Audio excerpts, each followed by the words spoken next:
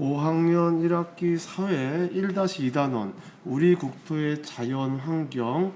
오늘은 16번째 시간으로 자연재해 피해를 줄이기 위한 노력에 대해서 선생님과 함께 공부해 보도록 하겠습니다. 자, 학습 주제 1에서 여러분들이 아마 안전체험관을 미리 다녀오셨을 거예요. 자, 우리 서울특별시에는 크게 두 군데의 안전체험관이 있습니다. 먼저 보람의 안전체험관, 아마 여러분들이 선생님이 내드린 학습 주제에서 탐방했던 곳이 바로 보람의 안전체험관이었을 거고요. 또 우리 동네에서 가까운 곳은 광나루로 하니까 되게 먼 것 같은데 어린이 대공원 바로 옆에 있습니다. 바로 광나루 안전체험관이 있습니다. 자, 코로나가 좀 종식이 된 다음에 여러분들이 기회가 됐을 때 이곳에 가서 실제로 안전체험 활동을 직접 해보면은 훨씬 더 그런 자연재해 피해가 발생했을 때 대처하는 방법에 대해서 보다 쉽게 그리고 직접 체험하면서 보다 의미 있게 배울 수 있을 것 같습니다. 이런 안전체험관에서는요, 우리가 태풍 체험이라든가 그 다음에 지진, 화재 대피 훈련 같은 체험들을 직접 할 수 있고요. 이런 안전체험관에서 우리가 재난 체험을 하게 되면은 실제 상황과 비슷한 상황에서 대처하는 방법을 연습해 볼 수 있기 때문에 크게 도움이 될 것 같습니다. 교과서 55쪽을 준비해 주세요. 자, 자연재해가 예상될 때 발령되는 것이 있는데요. 그것이 바로 기상특보라고 하는 것입니다. 기상특보가 발령되는 자연재해는요, 태풍이라든가 폭염, 한파, 폭설, 황사 등의 자연재해가 예상될 때 기상특보를 행정안전부와 기상청에서 우리에게 알려주고 있습니다.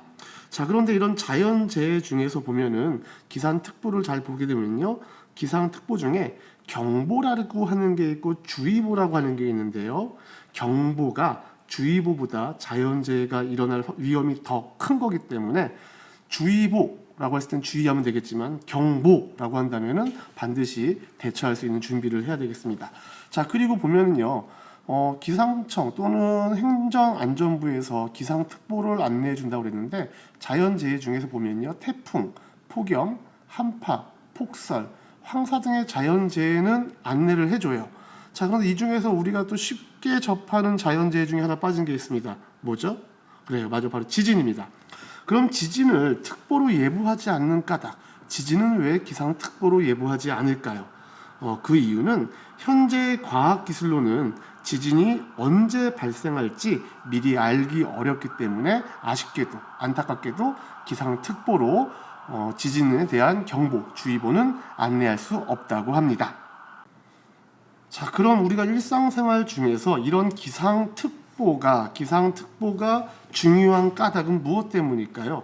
네, 바로 태풍이나 폭염 등의 자연재해가 언제 발생할지 미리 알고 있다면 그 피해를 줄일 수 있고 미리 대처할 수 있기 때문에 우리는 반드시 기상특보에 대해서 항상 관심을 가지고 있어야 됩니다. 자, 그럼 이런 정부에서 발령하는 기상특보를 우리를 어떻게 확인할 수 있을까요? 아마 이 코로나19 때문에 많은 친구들 경험했을 거예요. 바로 휴대전화의 긴급재난 문자 또는 방송 매체, 그리고 행정안전부나 기상청의 누리집, 그리고 또 스마트폰 응용 프로그램이 있는데요.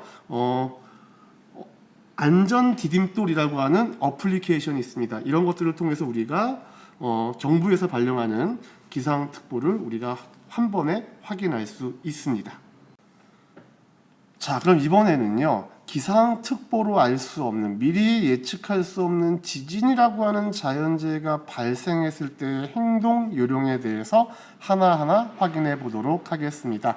먼저 집안에 있을 때는요, 지진이 발생했다 하면 먼저 움직이면 안 돼요. 탁자라든가 책상 아래로 들어가서 먼저 몸을 보호해야 됩니다. 그리고 흔들림이 멈춘다면 바로 전기와 가스를 차단하고 문을 열어서 출구를 확보하고 신속하게 밖으로 대피해야 합니다. 자, 우리가 학교에 오고 있는 중이나 또는 집에 가고 있는 중에 지진이 발생한다. 자, 그럴 경우에는요, 우리 신체 부위 중에 안 중요한 부분은 없지만 가장 중요한 부분이 바로 머리가 되겠죠. 가방이나 손으로 머리를 보호하고요.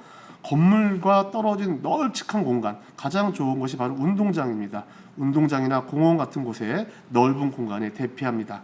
아마 학교 올 때 여러분들 정문과 후문에 지진 대피 시설이라고 우리 학교가 지정되어 있는 걸 확인할 수 있을 거예요. 바로 넓은 운동장 때문에 그렇습니다.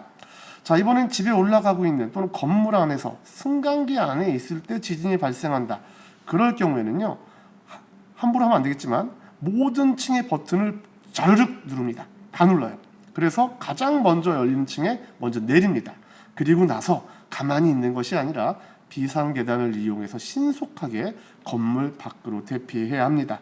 자, 대피할 때는요, 떨어지는 낙하물, 유리 조각 이런 것들을 대비하기 위해서, 머리를 보호하기 위해서 가방이라든가 옷 등으로 머리를 보호하면서 대피하는 거 꼭 잊지 말아야 할 행동이 되겠습니다. 자, 이렇게 지진 발생 시 행동 요령을 알아봤으니까 이번에는 우리 집 지진 대비 점검표를 스스로 한번 점검해 보도록 하겠습니다.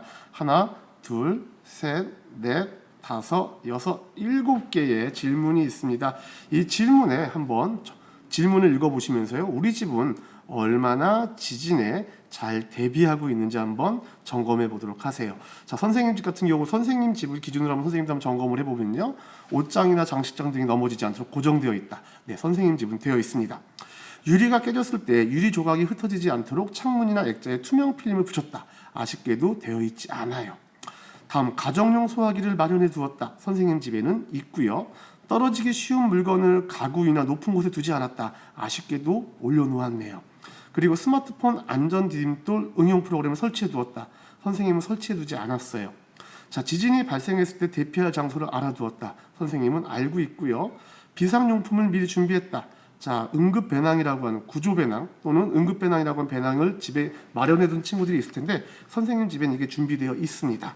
자, 그럼 선생님은 총 둘, 넷, 여섯, 7가지 질문 중에 4가지 질문만 준비가 되어 있네요. 그렇다면 대비 점검표니까 미리미리 부족한 부분을 대비해서 지진이 발생했을 때 가족을 또는 나를 안전하게 대피하고 행동할 수 있게 준비해 둬야 되겠죠. 자, 우리가 자연재해를 막을 수는 없습니다. 우리가 할 수 있는 것은요, 자연재해 피해를 줄이기 위해서 재해가 발생했을 때의 올바른 행동 요령과 안전 수칙을 잘 알고 실천하는 태도를 갖추는 것이 우리가 피해를 최소화할 수 있는 방법일 것 같습니다. 자, 교과서 57쪽입니다. 우리 선생님과 함께 저번 시간 그리고 이번 시간 계속 걸쳐서 자연재해에 대해서 어떤 종류가 있고 발생했을 때 어떻게 대처해야 되는지에 대해서 공부해 봤습니다. 자, 대표적인 자연재해 지진에 대해서도 공부했고요. 다음 홍수 같은 경우에는요, 해안가나 하천 주변, 계곡 등 휩쓸릴 우려가 있는 곳에 가지 않고 고립될 수 있는 상황이라면 높은 곳으로 대피하고 구조를 기다린다라는 걸 기억했으면 좋겠어요. 다음 여름철 또는 초가을에 찾아오는 불청객, 태풍의 경우에는요, 거센 바람 때문에 창문과 창틀이 분리되지 않도록 테이프로 단단히 고정시키는 것이 대처 방법이 되겠죠. 또 한겨울 한파와 폭설이 발생했을 경우에는 체온을 유지하기 위해 장갑, 모자, 목도리 등을 착용하고요. 눈이 쌓인 지붕이나 고드름이 있는 곳은 접근하지 않는 것이 중요합니다. 자, 그러면 봄철에 찾아오는 대표적인 자연재해 황사. 자, 황사가 발생했을 때 어떻게 대처해야 될까요? 또 여름철 폭염이 발생했을 때 어떻게 대처해야 될지는 여러분들이 직접 조사해서 교과서 57쪽에 정리해 주시면 되겠습니다. 자, 이렇게 선생님과 함께 사회 5학년 1학기 사회 1-2단원 우리 국토의 자연환경에 대해서 한 가지 주제가 오늘 이렇게 마무리되었습니다. 학교에 있었다면 친구들과 함께 58쪽에 있는 말판 놀이를 하면서 정리학습을 했을 텐데 그렇지 못하기 때문에 이건 과제로 여러분들께 제시를 드릴게요. 자, 지금부터 총 12문제입니다. 자, 정리하시면서 각각의 질문들에 답을 달거나 또는 OX를 맞추면서 학습 정리를 부탁드리겠습니다. 자, 오늘 선생님과 함께 이렇게 자연재해가 발생했을 때 그 자연재해의 피해를 줄이기 위한 다양한 방법들에 대해서 공부해 보았고 또 미리미리 그런 자연 실제 상황과 비슷한 상황에 대처하는 방법을 연습하기 위해서 안전체험관을 이용할 수 있다는 부분들 학습해 보았습니다. 모두 수고하셨습니다.